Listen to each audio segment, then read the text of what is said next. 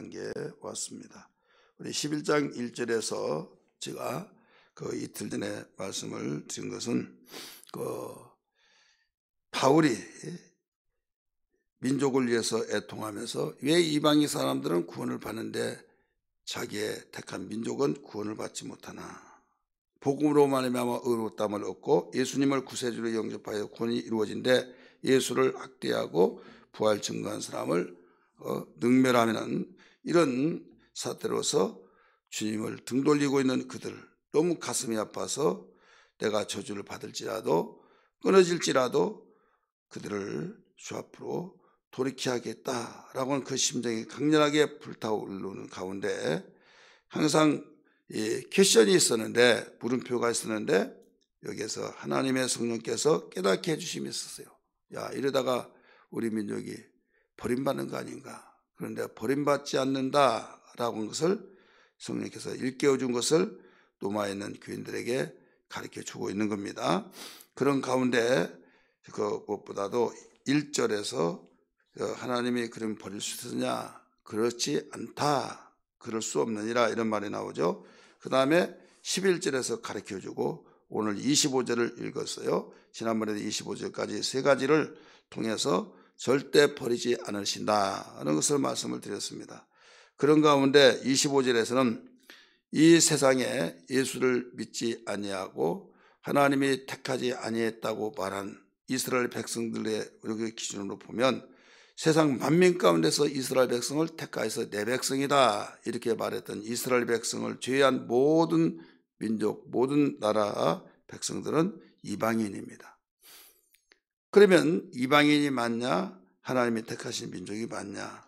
이방인이 몇 수십 배 맞고 몇 수백 배가 많습니다. 그러면 이방인들은 다 구원을 받고 받아가고 있는데 결국 하나님이 택한 자가 버려지느냐? 버려지지 않는다. 이런 말씀을 드렸어요.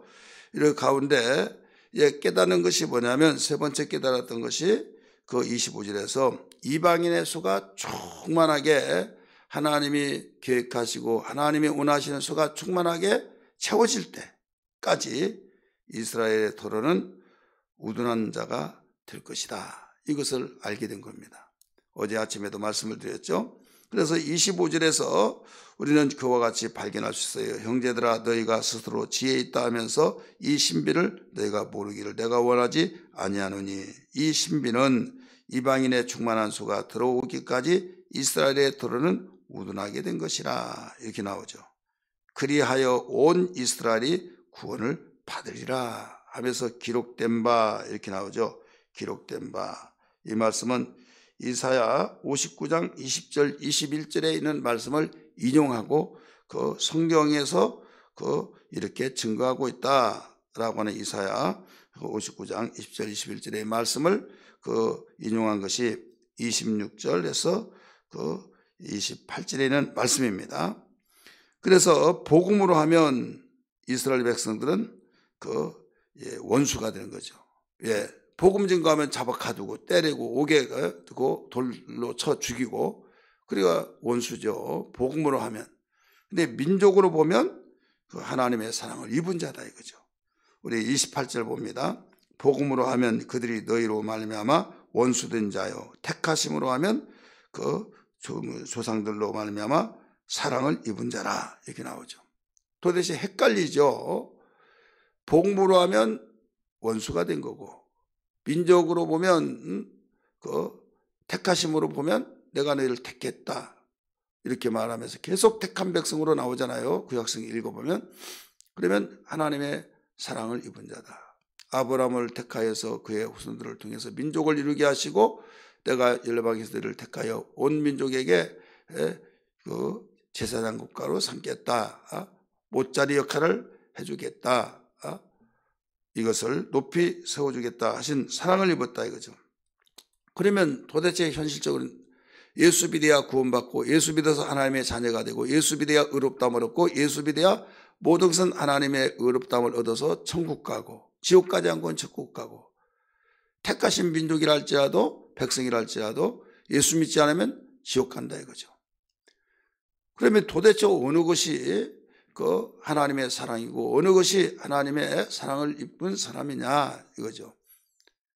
그리고 이방인들은 버려진 사람들로 부정하다고 했던 그들은 예수 믿으니 사랑받고 천국 가고, 하나님의 사랑을 입었다고 하는 그 택하심으로 보면 그렇게 사랑을 입었다고 한 자들은 예수를 믿지 아니하고 결국 지옥 가느냐, 그런 의문점. 그런데 25절에서 해결이 되었다 이거죠. 이방인의 숫자가 충만하게 숫자가 채워지기까지 이스라엘 백성을 우둔하게 만들었다. 관심 없게 만들고, 그것이 복음을 증거해서 예수 믿음 구원받는다는 것은 무지한 자로 여겨져서 오히려 증오하고, 너무 지나치다 해서 저런 자들이 우리나라의 민족에 악영향을 끼친다 해서 뿌리채 뽑아서 없애야 된다 해서 가두고 죽이고 이런 일들을 했다 이거죠. 그런데 하나님의 계획은 뭐냐? 이스라엘 백성들이 택하여서 사랑을 입었으면 끝까지 구원을 시킨다는 것은 변함이 없다. 그러면 순서가 뒤바뀐 것이다 이거예요. 여러분, 옥정지구하고 덕정지구가 있어요.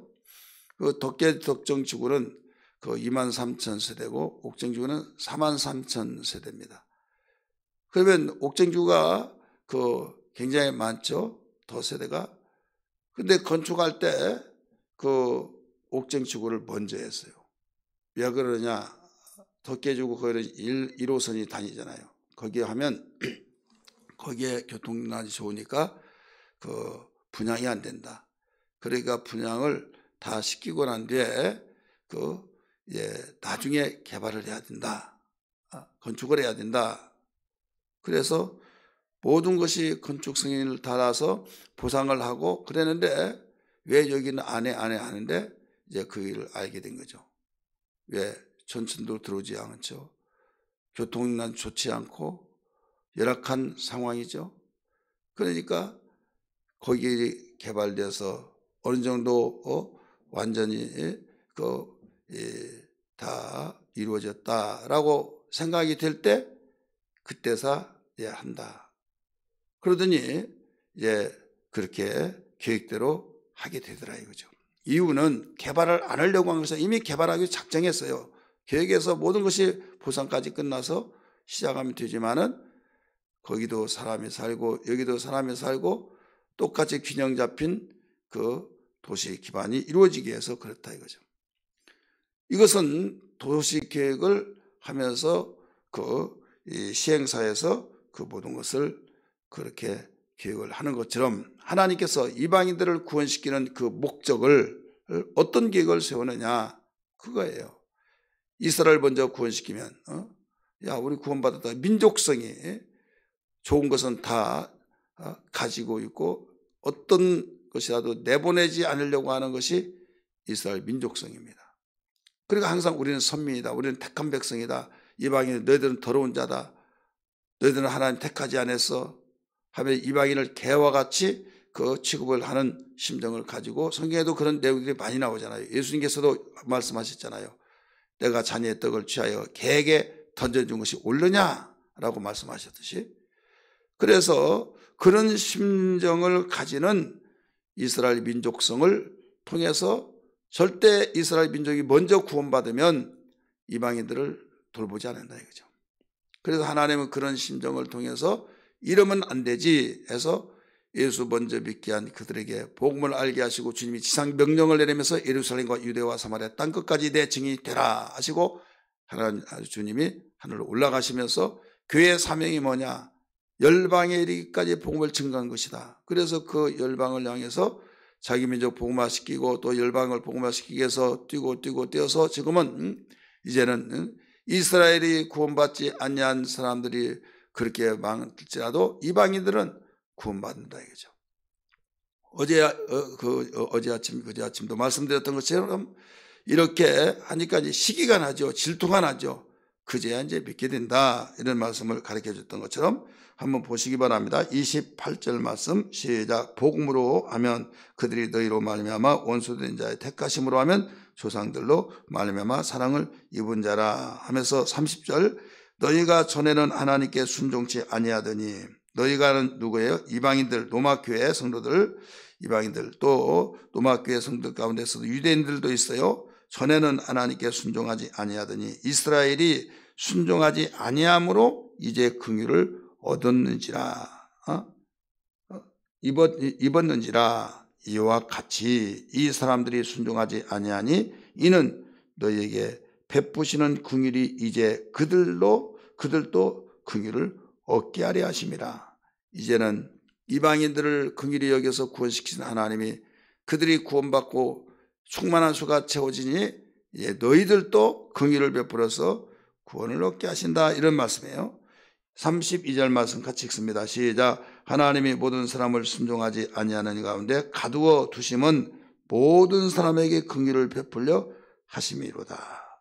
그러니까 모든 사람이 구원받게 하기 위해서 이스라엘 백성을 가두어 두었다 이거죠. 이제는 어느 정도 때가 이른지라 그들도 구원받게 되어지더라. 이것을 깨닫고 가르쳐 준 거예요.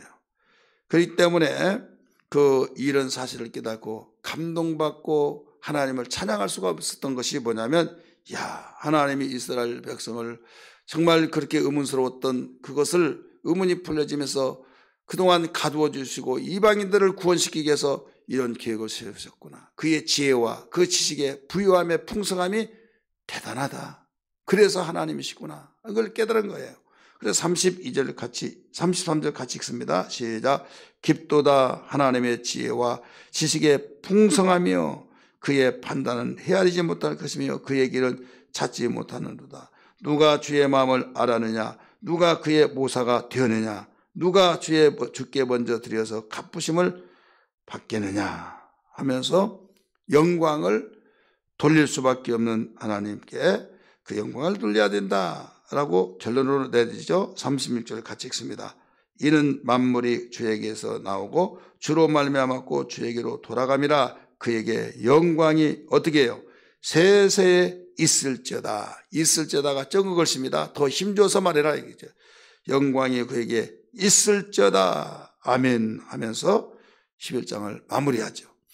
여기에서 우리 핵심은 뭐냐면 29절입니다. 하나님이 부르심에 은사와 부르심에는 후회함이 없다 이거죠. 하나님이 우리에게 은사를 주시고 은혜 주시고 이것은 구원을 주신데, 우리 같이 생각한다면 이스라엘 백성이 먼저 주시고 우리에게 다음에 주시고, 근데 뒤바뀌어졌다 이거죠. 우리에게 먼저 주시고 그들에게 주시겠다고 하는 거.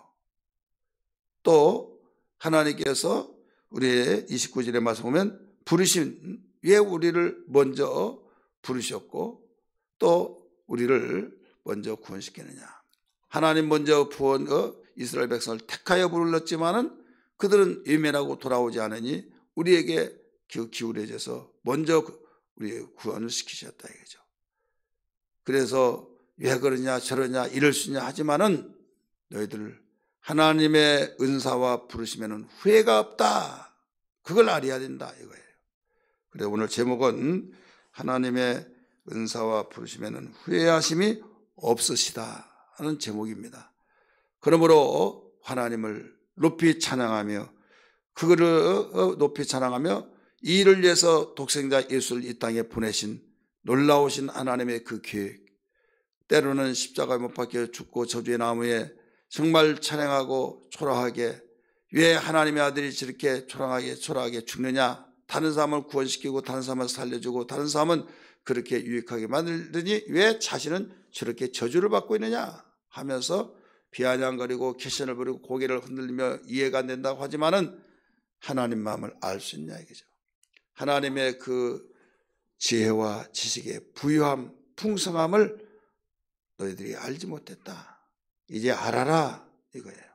그래서 우리는 예수 믿으면서 때로는 왜 그럴까 저럴까 캐션을 가지면서 이모저모 의문스러운 점들을 발견하게 될 때, 주여 나 같은 것이 무엇이길래 감히 하나님의 깊으신 그 뜻을 다 알 수 있사오리까 하면서 내가 주님을 믿사와 조금도 의심치 않고 주님의 그 거룩한 뜻의 섭리에 저는 믿습니다. 무릎을 꿇습니다 하면서 순종하고, 주님 사랑함으로 순종해서 주님이 부르심과 주님이 주신 은사, 은혜는 후회함이 없다.